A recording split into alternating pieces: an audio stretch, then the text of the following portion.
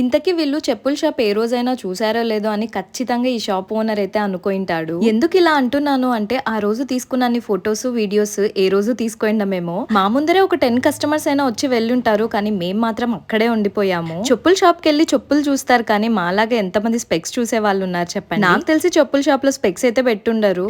నేనైతే తెగ బిల్డప్ ఇచ్చాను అనమాట. ఇక్కడ ఉన్న స్పెక్స్ అన్ని కూడా ట్రై చేశాను. ఆ రోజు అయితే వీకెండ్ మాకైతే ఫుల్ బోర్ కొట్టింది, అందుకని చెప్పి ఇక్కడే ఫుల్ గా టైం పాస్ చేసేసాం అనమాట. అక్కడికి వెళ్ళిన గంటకైతే అర్థమైంది, అవును మనం వచ్చిన పని ఏంటి చేస్తున్న పని ఏంటి అని. ఇప్పుడైతే వచ్చిన పనికి న్యాయం చేయాలి అని చెప్పేసి మేమైతే ఇక్కడ చూస్తూ ఉన్నాము. ఫుట్వేర్ అవుతే వీళ్ళు వెళ్లేలాగా లేరు అని చెప్పి ఆ రోజు అయితే ఆ షాప్ ఓనర్ మాకు టీ అలానే స్నాక్స్ కూడా తెప్పించారు. ఇంకా కాసేపు ఉంటే లంచ్ టైం వచ్చేసేది, ఇంకా లంచ్ కూడా అక్కడే కానిచ్చే వాళ్ళము. ఫైనల్ గా అయితే ఫుట్వేర్ తీసేసుకొని అలానే నేనైతే వెజిటబుల్స్ కూడా తీసుకొని ఇంకా పీజీకి అయితే వచ్చామన్నమాట. ఆ రోజు సాటర్డే అని చెప్పి నేనైతే సాంబార్ చేశాను, ఆలు అలానే రాడిష్ వేసి ఫస్ట్ టైం చేశాను. టేస్ట్ మాత్రం చాలా బాగా వచ్చింది. మీకు సాంబార్ రైస్ తో తినడం ఇష్టమా ఇడ్లీతో తినడం ఇష్టమా కామెంట్ చేయండి. నాకు మాత్రం ఇడ్లీతో అయితే చాలా బాగా నచ్చింది. ఈ సాంబార్ నేర్చుకున్నాక నాకు ఒక ఫీలింగ్ వచ్చింది, ఇంకా నేను ఏ వంట అయినా చేసేయగలను అని.